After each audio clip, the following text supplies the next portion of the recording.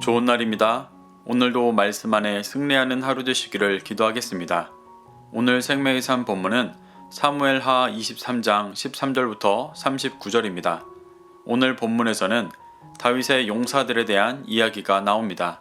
이 구절들을 통해 하나님께서 무엇을 말씀하시는지 한 절 한 절 살펴보도록 하겠습니다. 13절부터 14절입니다.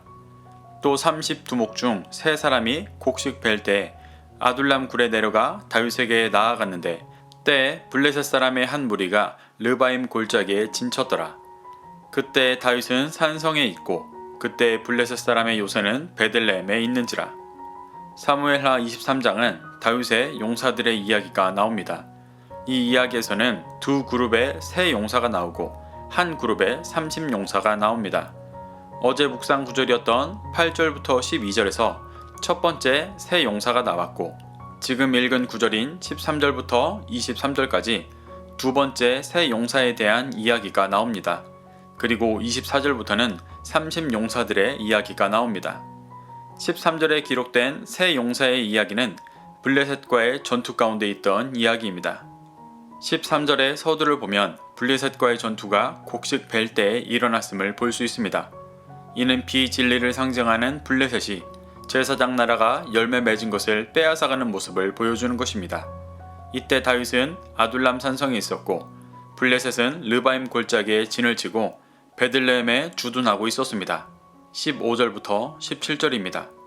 다윗이 소원하여 이르되 베들레헴 성문 곁 우물물을 누가 내게 마시게 할까 하매 새 용사가 블레셋 사람의 진영을 돌파하고 지나가서 베들레헴 성문 곁 우물물을 길어가지고 다윗에게로 왔으나 다윗이 마시기를 기뻐하지 아니하고 그 물을 여호와께 부어드리며 이르되 여호와여 내가 나를 위하여 결단코 이런 일을 하지 아니하리이다.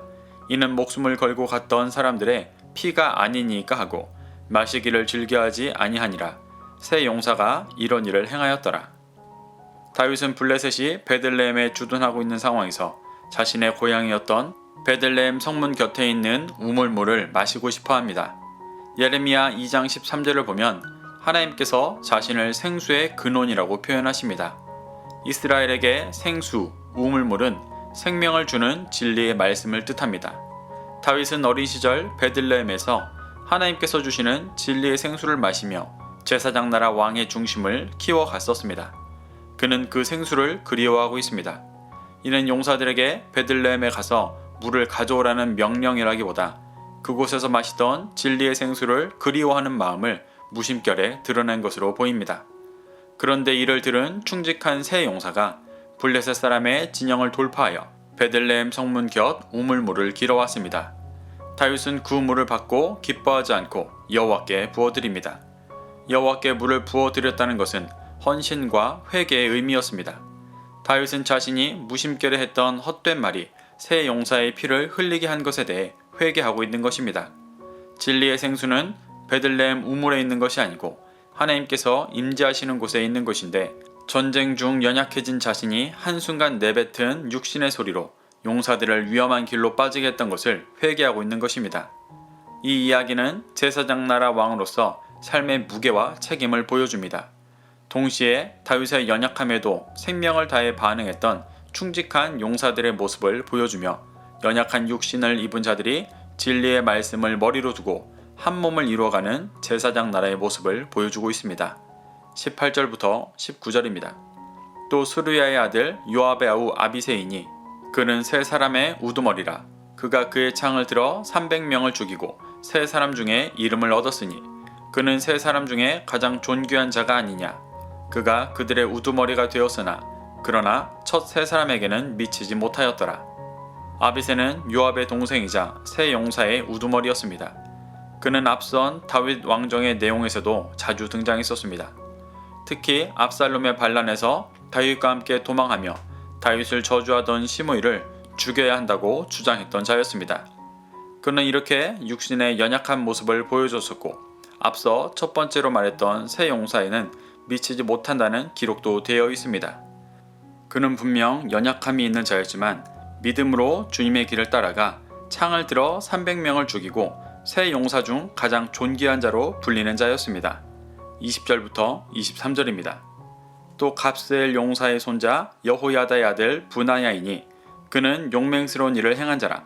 일찍이 모압 아리엘의 아들 둘을 죽였고 또 눈이 올 때에 구덩이에 내려가서 사자 한 마리를 쳐 죽였으며 또 장대한 애굽 사람을 죽였는데 그의 손에 창이 있어도 그가 막대기를 가지고 내려가 그 애굽 사람의 손에서 창을 빼앗아 그 창으로 그를 죽였더라.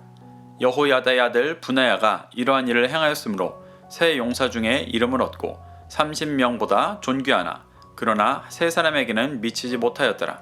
다윗이 그를 세워 시위 대장을 삼았더라. 두 번째 세 용사 중 브나야에 대해 설명합니다. 그 역시 큰 용사로서 모압 아리엘의 두 아들을 죽였고 구덩이에서 사자를 죽이기도 했습니다. 또 장대한 애굽 사람을 막대기로 대적해 그의 창을 빼앗아 죽이기도 했습니다. 이 중 특히 장대한 애굽 사람이라는 것은 거인족과 같은 맥락으로 인간적인 큰 힘을 가진 비진리를 말합니다. 브나야는 다윗이 골리앗을 죽일 때 그의 칼을 빼앗아 죽였듯이 애굽 사람의 창을 빼앗아 죽였습니다. 그가 가지고 있던 막대기는 목자들이 양을 칠 때 쓰던 것이었습니다. 다윗은 시편 23편 4절에서 하나님께서 지팡이와 막대기로 길 잃은 양 같은 자신을 인도하신다고 고백했었습니다. 이 막대기는 비진리를 진리로 인도하는 기준과 같은 것을 뜻합니다. 브나야는 다윗의 용사로서 이 막대기를 가지고 비진리를 보여주는 장대한 애굽 사람을 제압하고 그가 자랑하던 큰 힘인 창으로 비진리를 깨뜨렸습니다. 이렇게 다윗을 쫓아 진리를 향하던 브나야는 다윗의 시위 대장이 되었습니다. 24절부터 39절입니다. 요압의 아우 아사엘은 30명 중에 하나요. 또 베들레헴 도도의 아들 엘하난과 하롯 사람 삼훗과 하롯 사람 엘리가와 발디 사람 헬레스와 드과 사람 이게스의 아들 이라와 아나도 사람 아비에셀과 후사 사람 무분네와 아호아 사람 살몬과 느도바 사람 마하레와 느도바 사람 바하나의 아들 헬렙과 베냐민 자손에 속한 기브아 사람 리베의 아들 이때와 비라돈 사람 브나야와 가하스 시내가에 사는 hit대와 아르바 사람 아비알본과 바르훔 사람 아스마윗과 사알본 사람 엘리아바와 야센의 아들 요나단과 하랄 사람 삼마와 아랄 사람 사랄의 아들 아히암과 마아가 사람의 손자 아하스베의 아들 엘리벨렛과 길로 사람 아히도벨의 아들 엘리암과 갈멜 사람 헤스레와 아랍 사람 바아레와 소바 사람 나단의 아들 이갈과 갓 사람 바니와 암무 사람 셀렉과 수르야의 아들 요압의 무기를 잡은 자 부에로 사람 나하레와 이델 사람 이라와 이델 사람 가렙과 헷 사람 우리아라 이상 총수가 37명이었더라. 성경은 두 번째 세 용사 중 아비새와 브나야를 소개한 후 30용사에 대해 말합니다. 정확히 말하면 31명의 용사의 출신에 대해 말하고 있습니다. 이는 대부분 이스라엘 사람들이었지만 중간중간 이방 사람들 또한 포함되어 있었습니다. 다윗을 믿고 쫓아 제사장 나라를 이루어가던 자들 중 이방인들 또한 포함되어 있었다는 것은 이들이 다윗이 따르는 진리를 쫓아 말씀으로 돌아온 자들이었고 다윗이 신실하게 제사장 나라의 일을 행해왔음을 보여주고 있는 것입니다. 이렇게 23장은 두 그룹의 세 용사와 31명의 용사에 대해 설명하며 총 37명의 용사에 대해 말하고 있습니다. 한 장에 걸쳐 간단하게 다윗의 용사들에 대해 설명한 것을 통해 우리는 크게 두 가지 사실을 알 수 있습니다. 이스라엘의 용사들이 뛰어난 자들이긴 했지만 이들은 21장에서 블레셋과의 전쟁에서도 기록되었듯 모두 신체적, 병기적으로는 이방 민족들보다 열세인 자들이었습니다. 하지만 하나님의 능력으로 승리하는 자들이었습니다. 10절에 나온 여호와께서 크게 이기게 하셨으므로 라는 구절과 12절에서 나온 여호와께서 큰 구원을 이루시리라 라는 구절을 통해 이를 볼 수가 있습니다. 또 다윗과 용사들은 모두 육신을 입은 연약한 자들이었지만 모두 다윗이 따르는 진리 아래 뭉쳐 그리스도를 머리로 한 지체를 이루고 있다는 것입니다. 반복해서 두 번째 세 용사가 첫 번째 세 용사에게 미치지 못한다고 말합니다. 또 아비새의 과거 모습만 봐도 육신으로 행하는 모습이 많이 나왔었습니다. 하지만 다윗이 내뱉었던 실언을 이루어드리기 위해 블레셋 진영까지가 물을 떠오는 모습을 통해 연약한 육신의 모습이 있지만 진리에 충성되어 각자가 그리스도의 한 지체가 되어 진리를 이루어가고 있음을 보여주고 있습니다.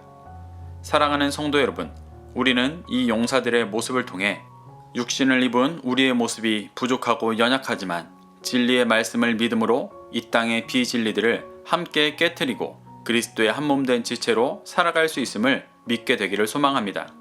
그래서 우리의 삶에서 날마다 주님과 동행하며 진정한 제사장 나라의 백성으로 열매 맺기를 간구하는 하루 되시기를 소망합니다. 오늘도 이 말씀을 심령에 새겨 승리하는 하루 되시기를 기도하겠습니다.